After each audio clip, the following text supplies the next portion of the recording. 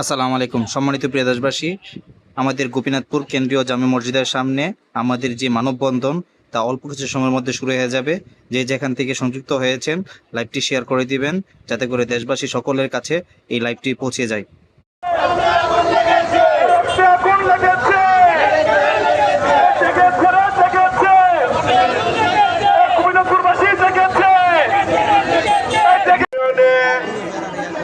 ঐক্যবদ্ধভাবে আজকে সবাই অবস্থান কর্মসূচি পালন করছে।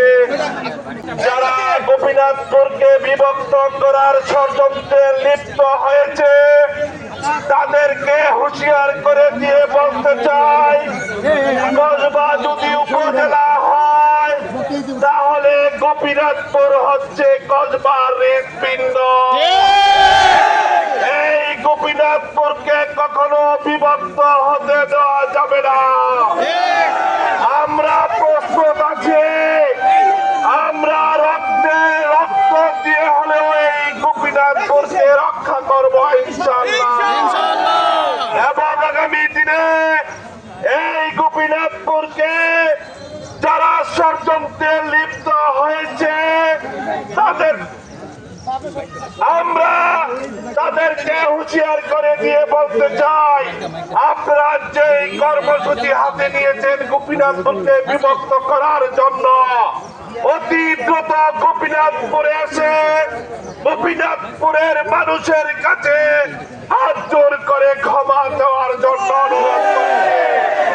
তা না হলে আগামী দিনে কসবা উপজেলা বিএনপি, কসবা উপজেলার সকল অঙ্গ সংগঠন, গোপীনাথপুর ইউনিয়নের সর্বময় জনসাধারণকে নিয়ে কঠোর আন্দোলন গড়ে তোলা হবে। আমরা এই কসবা খাউড়ার মানচিত্রকে বিভক্ত হতে দেব না। যারা এই কসবাকে বিভক্ত করতে চান, আমরা শুনেছিলাম আপনি কসবা খাউড়া থেকে এমপি নির্বাচন করবেন।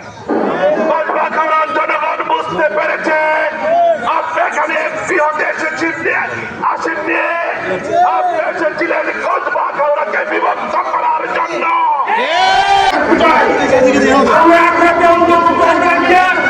আপনারা কি সবাই রাজি আছেন? এই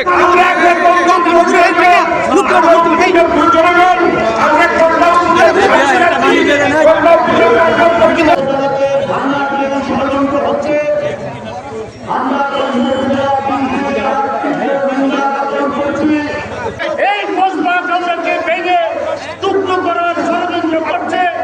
আপনি আপনার ভাইকে ওই থামান, না হইলে তাকে কার্যাগারে স্থানান্তর করুন।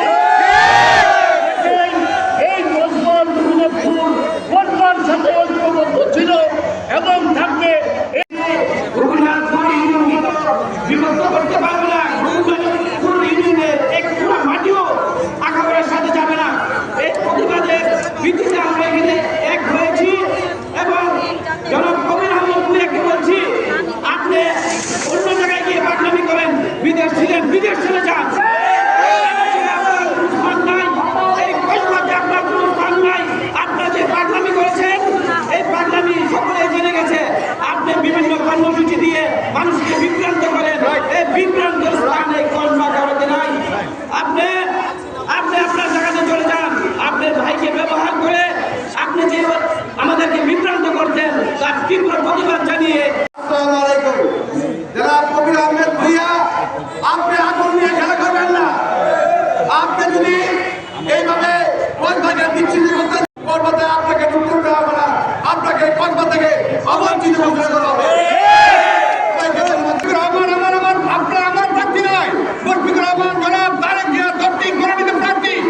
উনি কসবা খাউড়ার সর্বোচ্চ নেতা। উনাকে কটাক্ষ করে, উনাকে ম্লান করে, উনাকে বেজ্জতি করে কেউ যদি কোনো প্রতিষ্ঠা করার চেষ্টা করে, তাদেরকে প্রতিহত করার জন্য এই গোপীনাথপুরের তরফ থেকে আমি আহ্বান জানাচ্ছি।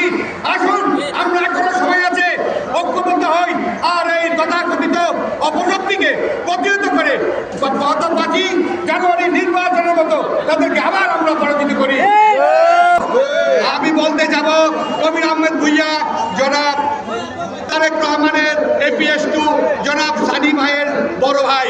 আমি জনাব সানি ভাইকে বলবো, আপনার সম্মান রক্ষা করার খাতিরে আগামীতে আমরা সানি ইজ্জত রক্ষা করার কমিটি গঠন করব। কেন করব? যাতে করে আমাদের প্রধানমন্ত্রীর কোনো রকম বদনাম না হয়। ইতিমধ্যে যতটুকু বদনাম হয়েছে সেই বদনামকে আবার রিফাইন করে জায়গা মতো আনতে আমাদের অনেক কষ্ট হবে।